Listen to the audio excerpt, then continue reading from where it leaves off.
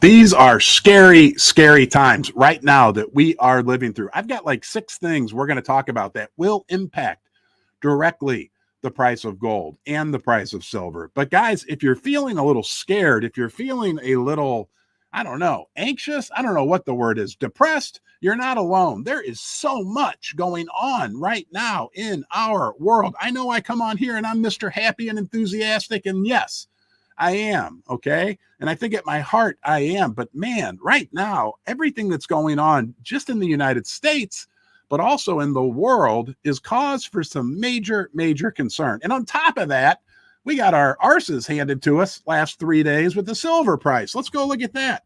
Let's start there. And then, like I said, big scary stuff going on with the presidential election, with Israel, with Ukraine. We got a lot to cover today, and we're going to talk about BRICS and what that means for the silver price and gold price as we head through the end of the year. This could be just an epic, epic year for the silver price and the gold price. Let's make sure I got us on the same screen. Okay, don't shoot the messenger.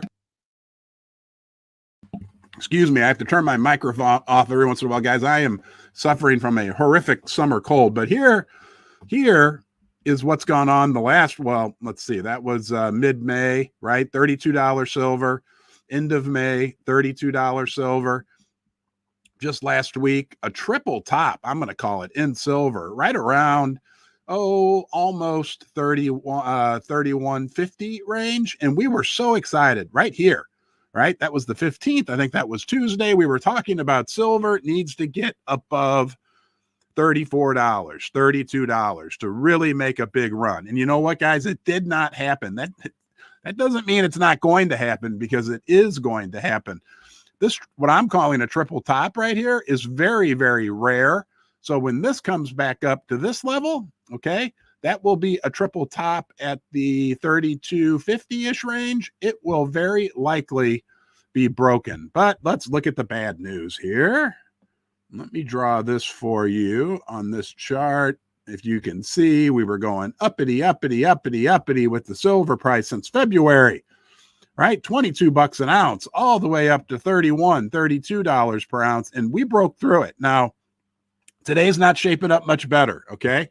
But guys, the fundamentals are still there, and there is so much happening right now in the world. I mean, it is just absolutely crazy. Let's go look at gold really quick, because gold is the grandpappy of the precious metals. Only down $4.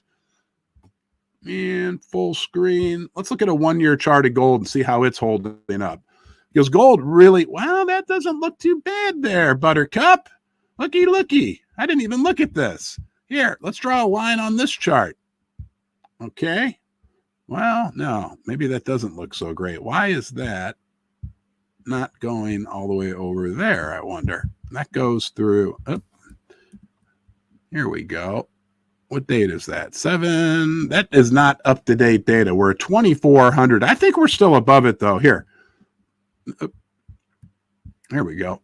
All right, let's draw this line on here, because it will give us reason for optimism, and we need that right now, okay? There we are, okay? There we are, and that's the up-to-the-date gold futures price. We are still in an uptrend for gold. Don't you forget one thing, okay? Don't you forget that when it comes to the precious metals, gold is the grandpappy. Gold is the godfather. Gold is whatever the heck you want to call it. Gold sets the rules, all right? We know silver. We know all the reasons why we love silver. But at the end of the day, silver will follow gold. And as we know, right, the gold to silver ratio right now is getting really stretched again. I haven't looked. It was like 80. I think we talked about that yesterday. So when silver does move to catch up, it could be a really, really slingshot type move. Okay. So right now, what we're getting in the silver and gold market is what we were supposed to get, right? The summer doldrums. We had a false alarm last week, right? When we called it, the CPI numbers were better than expected.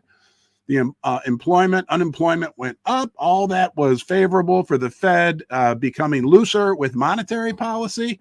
We had a bump up in the gold and silver price. We pulled back a little bit. I'm telling you guys, if we can get through the summer I said this before all that happened, with $27 silver, gold at above 2350, 2300. We're in good shape. It could even be higher. Maybe we'll get through the summer with gold at 2400, but we'll be set up for that September rally that I'm expecting, and a lot of people are expecting, especially with all this. There's some crazy. Let's talk about the crazy stuff going on in the world right now. Okay, state of emergency, chaos, silver price down 10% in 3 days. That's just the start of it, guys. The political situation. We're hearing, obviously, you've heard it 10 zillion times. President Biden dropped out of the presidential race. Now, let's talk about it's insane what is going on. I'm hearing people propose Hillary Clinton might be the candidate. I'm hearing some people say that Michelle Obama might be the candidate. I'm hearing some people say that Harris is the candidate. I'm hearing some people say that Harris could take on Hillary Clinton as a vice president, or Michelle Obama, or even Elizabeth Warren. I mean, this is just absolutely crazy what is going on right now. We're also hearing rumblings about potential legal challenges from the Republican Party. I don't really understand all that, but it has to do with the delegates, and who knows, right? The legal stuff that goes on. I'm not a lawyer. I'm an old accountant, right? But it's just absolutely crazy. And then this really got me. Susie and I were kind of flipping through all the news channels last night, MSNBC, CNN, and Fox, and they were all like, we're shocked. We're shocked. I mean, were you shocked? I wasn't shocked. Somebody said, Ron, you called it. I mean, I told Susie, I don't know if I said it on a live stream, but I had predicted that Biden wouldn't last through the weekend. Okay. I wasn't shocked. I thought I was wrong, because as of Sunday morning, he was saying, I'm definitely running, blah, blah. And then, excuse me, we get this news that he's not running.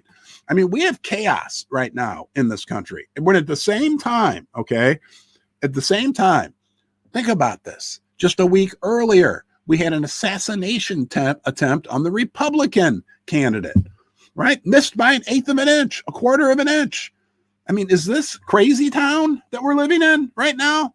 This reminds me of like the 60s, right? I mean, it's really, really getting interesting. On top of that, right? We're not hearing anything anymore really about the biggest global IT outage in history.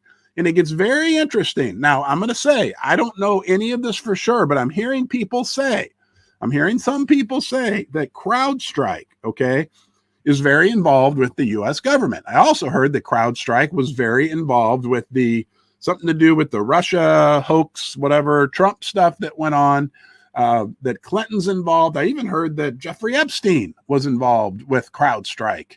That's the company that caused this major IT outage. I mean, it's really, I mean, guys, the banks went down. Did you try to get money out of an ATM on Friday or Saturday? Right? A lot of the banks went down. Okay. A lot of the airlines, one of our great, hold on a second here. Comments. Oh, and by the way, guys, hey, leave a comment, will you please? It'll help get the word out to more people. Leave a comment. Yes. But one of our basement dwellers who's with us today said he just spent 10 hours in an airport trying to get on a flight that had not been canceled. I mean, it was a mess, just an absolute mess out there. E-commerce sites were down. The 911 system is down, okay, in some parts. Street lights, the street signals, traffic signals. I mean, that was a major, major deal that happened. Okay, now it gets even scarier. Think about all the political assassination attempts, Joe Biden dropping out, political uncertainty. Okay, on top of that, we've got this big issue. I'm telling you, and there's some people saying that look, this is just what people are saying, potentially. Okay, I'm not saying I believe this or that this is necessarily true, but as you and I know, a lot of what happens kind of below the surface, I guess you would say, that they might ratchet up the situation in the Ukraine in the coming months as a distraction. That the sitting politicians will ratchet it up as a distraction.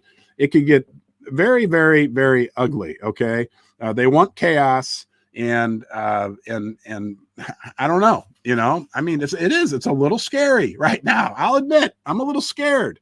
I'm a little depressed when I look out at the world, right? I mean, it's not a good situation. And let's look at what happened in Israel over the weekend. Here's the first article. Okay. The whole building shook. The Houthis in Tel Aviv drone strikes and kills 1, hospitalizes 8. So the Houthis sent a drone into Tel Aviv. Okay. It says here, and what could spark a spiraling escalation. This was on Friday. So then there's more to come. Okay. There's been a ratcheting up. We're going to get to that. Spark a spiraling escalation of warfare between the Houthis, Hezbollah, in the state of Israel. A large drone struck a high-rise building in central Tel Aviv overnight, killing 1 and wounding 8. Okay. Saudi headquartered reported the Houthis fired 4 drones and a ballistic missile. The missile and 3 of the drones were said to have been shot down by U.S. forces in the region, but one of them got through, unfortunately. Here, can we watch this? I don't know if we can hear. Hold on a second here, guys. All right, here we go. I'm going to see if you can hear this, but here's a video of what happened in Tel Aviv. And we do not like.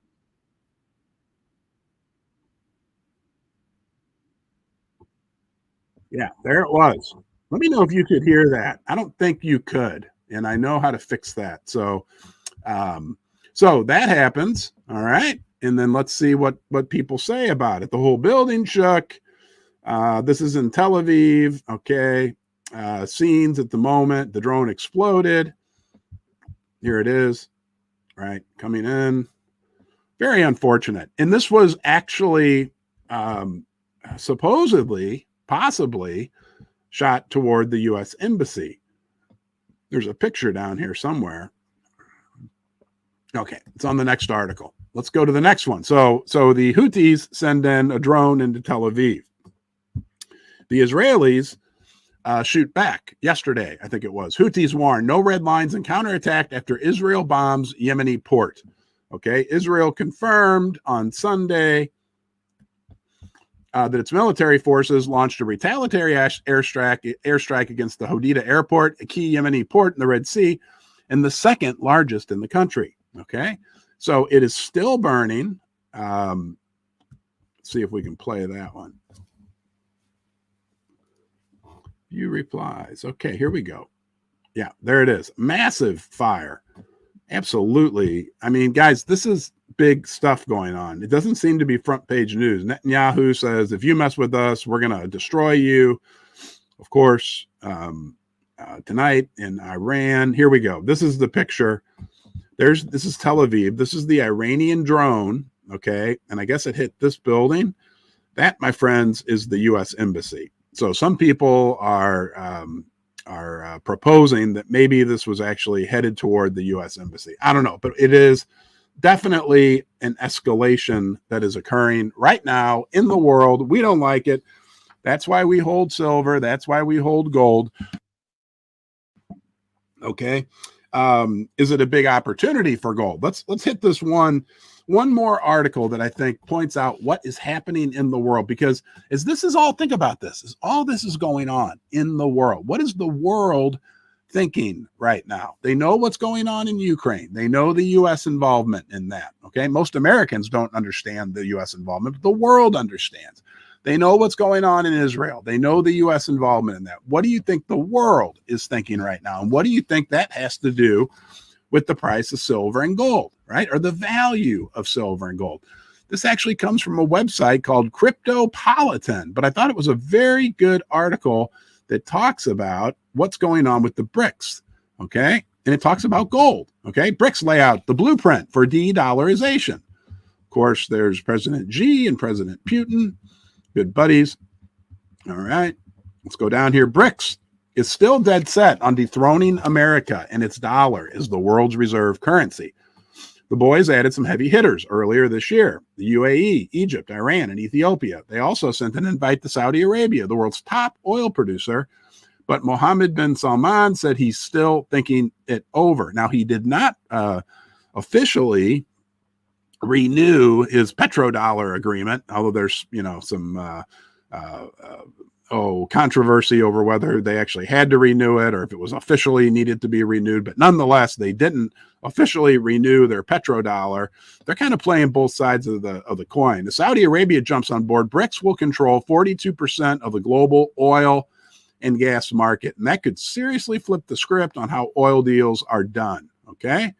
Making it easier to go outside the dollar. Vladimir Putin, Russia's president, spoke about the impact, saying that, quote, if oil producers in the Middle East stop using the dollar, it will be the end of the dollar. And you might be asking, why? Why would that be the end of the dollar? Because the dollar is, to a large degree, supported right now. The demand for the dollar comes from the petrodollar, comes from the fact that almost all oil transactions over the last 50 years were done in U.S. dollars. BRICS wants to hit the U.S. dollar where it hurts, the oil market. Uh-oh, what happened here? Okay. The dollar's value relies on its demand. If demand drops, so too does the dollar. BRICS is calling on oil producers to ditch the dollar, and the strategy is starting to bear fruit. Okay. Today, here, I just wanted to highlight this. BRICS, Modi and Putin, Saudi between Russia and U.S. and Iran fully dumps the dollar. Okay, Modi was just meeting with Putin. Modi's the head of India.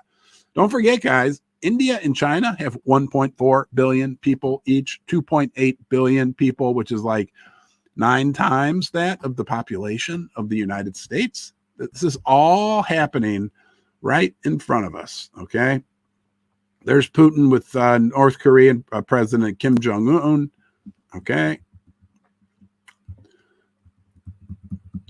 There's Donald Trump with Kim Jong-un. Interesting. So what we have is a fast evolving situation in our world right now when it comes to geopolitics, and it is downright scary. The geopolitical situation, right?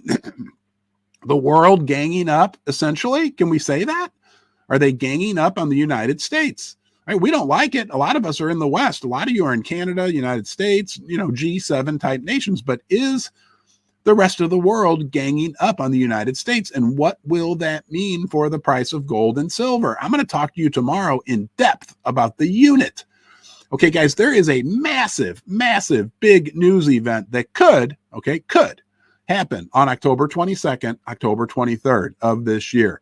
That's when they're having the big BRICS summit in Russia. And there are people saying that at that summit and in the meetings leading up to it, we could very likely hear about a gold-backed trade settlement currency that the BRICS countries could use amongst themselves. We're not talking about a gold-backed currency that everyday citizens in those countries would use, but like a gold-backed currency that could be used for trade purposes and settling trade between those countries, and that it would be backed 40% by gold. It would be on the blockchain, so it would be immutable. It's not a crypto, okay? It's not a crypto.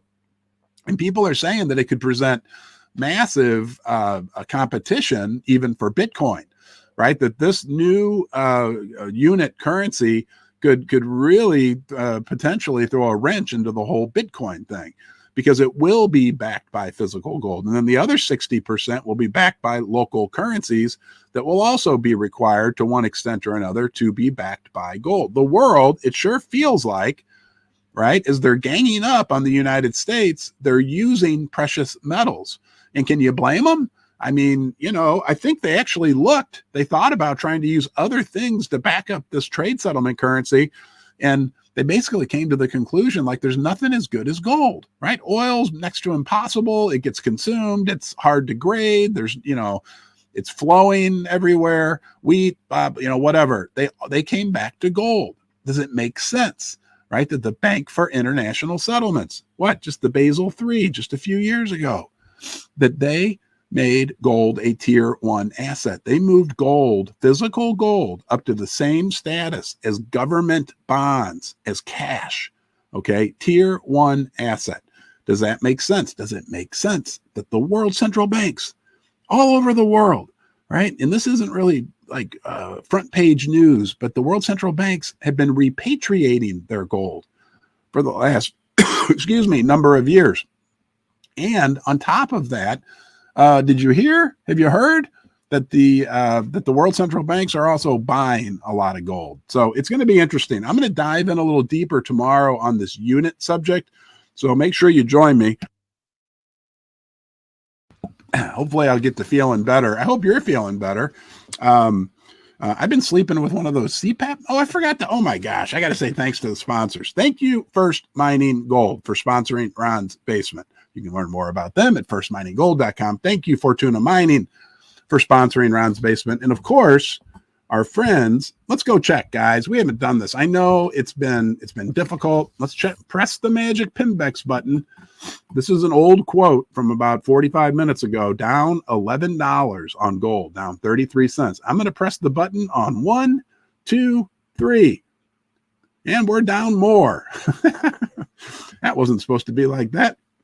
$15. Well, hey, that gives you a good chance to buy some silver and gold if you're interested at really good prices, sale prices as compared. I mean, can you believe silver, $28.99. It was flirting with $32 just like less than 3 days ago. It feels like 3 trading days ago.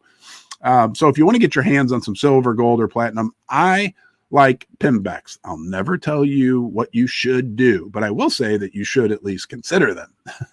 Throw them into the mix, because what you'll find is they've got great selection, great service, great reputation. It's a company you can trust, and their prices are always awesome. It's kind of like a one-stop shop for me. And everybody from the basement that's gone there and bought gold, silver, has written me. I've gotten email after email with people saying thank you. So I'm very confident you'll be very happy. And if you ever decide to convert all or part of an IRA, excuse me, guys, I'm dying over here, to precious metals, they can help you with that as well. Thanks to those guys who can't print silver. Thank you, Annie Oakley. Wow. Yeah, Susie, see if we can get to 100 thumbs up, huh? Wow, guys. Annie Oakley, Scott Richards. I can't always listen to the live broadcast, but I always find the recording. Thanks for your daily work. You got it, buddy. Yeah, it's been hard lately, guys. This has been kind of a difficult summer, and I think that the fall will bring us some really, really good times. Hello, Silvershire. Thank you. Thanks to Annie Oakley, Silvershire, Susie. And as always, if he's not here, I don't see him, but Jake from Jake's Custom Parts, all the moderators. I tell you what, guys, type 8888 for all 4 of those moderators, because those that moderate are great. Where do you think the silver price is going to be? We got 100 thumbs up. Okay. Hey, guys, this is the Pocket Pinger. They sent this to me. It was very nice of them.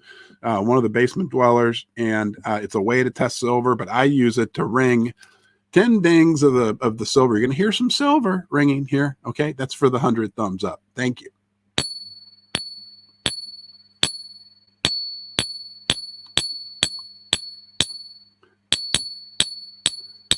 I did a couple extra. What the heck? It's a special day, right? All right, guys, hang in there. Things will get better. Okay. We're in for some good times. I know right now it is chaotic out there, right? Assassinations, presidential candidates, IT outages, wars in Ukraine, wars in Israel. I mean, it's crazy town, but we're going to get through it. We'll get through it together. Thank you. Okay. And I'll see you soon.